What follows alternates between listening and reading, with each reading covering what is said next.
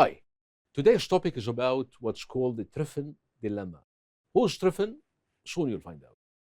We need to keep digging into the dollar's story until we understand its roots, so we're not caught off guard tomorrow when the axe falls. The dollar's story is very fascinating and historical, so let's follow its trail. In the early 1960s, Robert Triffin, the Belgian economist and professor at Yale University, stood before a finance committee in the US Congress and issued a shocking warning for the time, which later turned into an economic prophecy that echoed throughout the halls of finance and power. So, what did Triffin say with full confidence?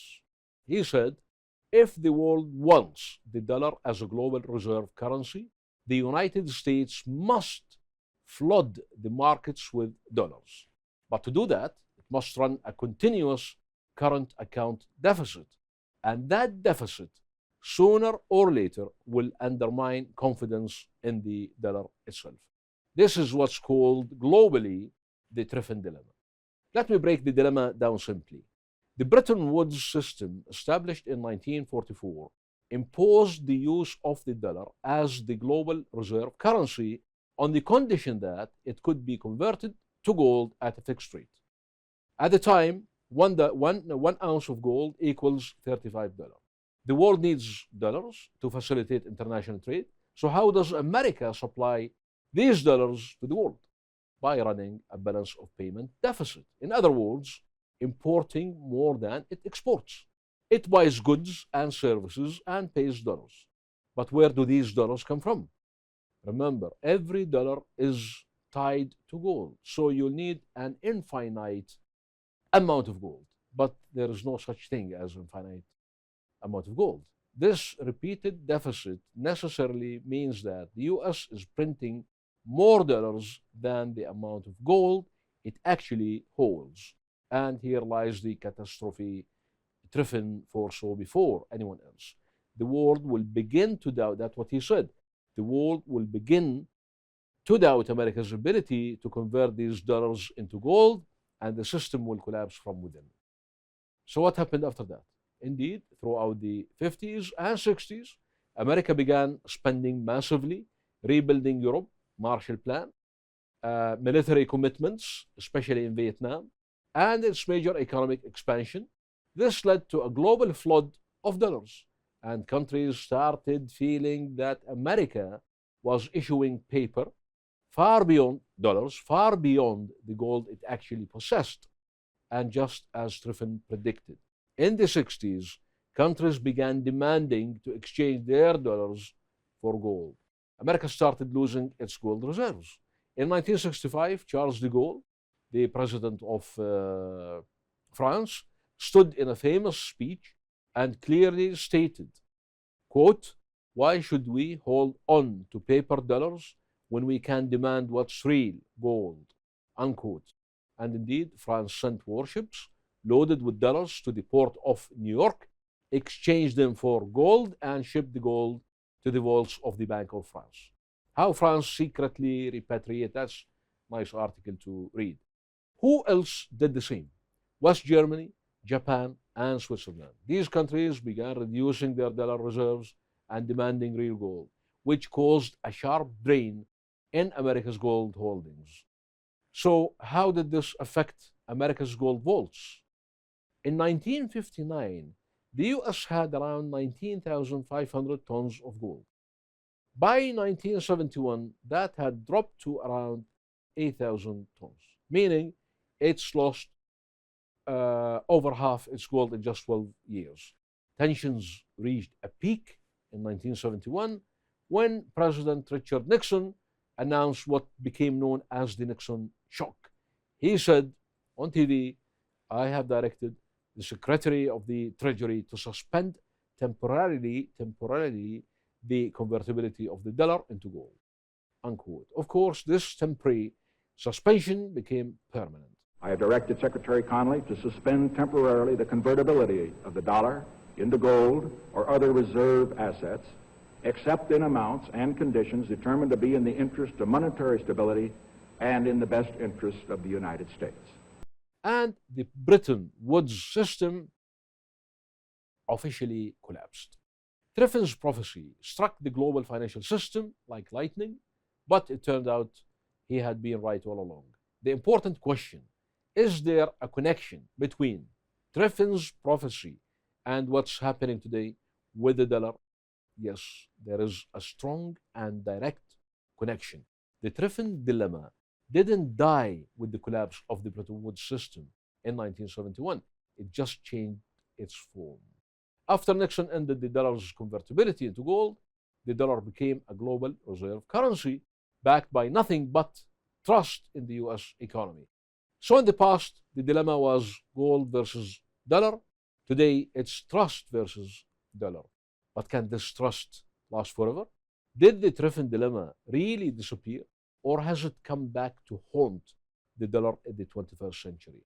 To put it simply, ever since the US entered an open economic war with China starting in 2018 and intensifying in 24-25, the dollar has faced new challenges. The US imposed tariffs on China. China responded by devaluing the yuan and selling US Treasury bonds. The world is watching. Is the dollar still safe? And here begins the modern version of the Triffin dilemma. The dollar is back in Triffin's trap. The world still needs the dollar. Over 80% of global trade is priced in dollars. Central banks hold 57.8% of their reserves in dollars. Note, according to the IMF data, the dollar's share of allocated global reserves was 57.8 by the end of 2024, the lowest since 1994, down from 71%. But the question is, where do these dollars come from? As Triffin said, the US must pump dollars into the world. And that only happens if the US runs a continuous current account deficit. Now the US says, we want to reduce the deficit. Trump promised to reduce the trade deficit with China and Europe. That means the US wants to export more and import less. And here lies the catastrophic paradox. If the US reduces its imports, i.e., reduces the deficit, dollars won't reach the rest of the world. Enough dollars won't reach. But if it keeps running deficits, the dollar weakens and trust in it is lost. This is Triffin's dilemma in a new outfit. Let's repeat it. If the US reduces imports, i.e., reduces the deficit, enough dollars won't circulate globally. But if it keeps running deficits to export dollars, the dollar weakens and trust erodes. What about China? China fully understands this dilemma. That's why it is pushing the world to use the yuan in trade through the Belt and Road Initiative. In April 2025, China's central bank urged state-owned companies to use the yuan in international transactions as part of a broader strategy to internationalize the currency, especially amid the ongoing trade tensions with the US. It has also signed currency swap agreements with dozens of countries like Russia, Cambodia, Malaysia, Brazil, Iran, and it launched an oil exchange in gold-backed yuan to reduce reliance on the dollar in energy trade. On the other hand, US uses the dollar as a weapon. Economic sanctions on Iran, Russia, North Korea, freezing countries' assets, Taliban, Saddam Hussein, Venezuela's Maduro, expelling countries from SWIFT, like some banks, Russian banks. This is what worries the world today. Is it safe to rely on a currency that can be used against us politically? Are we witnessing a new de Gaulle moment? Just like Charles de Gaulle in the 60s, there are now voices saying, why should we keep paper dollars when we can diversify our reserves with gold and other currencies? I'll give you some examples. Russia has almost completely abandoned the dollar. We quote, we've succeeded in replacing the dollar and euro in external settlements. China is boosting its gold reserves. increasing them by 44 tons. That's end of 2024. Record high. India is settling payments with the UAE, for example, in rupees and dirhams. Brazil is trading with China in yuan, stepping away from the dollar. All of this points in one direction: a slow erosion of the dollar's dominance and a silent resurgence of the driven dilemma in a more complex form. America's deficit is no longer just a current account issue. It has become structural and multifaceted: budget and trade deficit. Also note, since January 2025, the dollar has declined by nearly 10% against a basket of major currencies due to volatile trade policies and fears of economic recession. And the dollar decreased to a 3-year low as a result of the trade war. So Triffin predicted the collapse of the gold-based dollar system. Are we now witnessing the collapse of the trust-based dollar system? This isn't just a trade war. It's a battle for the future of the global financial system. The dollar is still strong, but it's walking a tight rope. Every time the US tightens trade policies or uses the dollar as a weapon, the world's appetite grows to look for alternatives. And that's exactly what Triffin warned about over 60 years ago. Let me end with a surprise.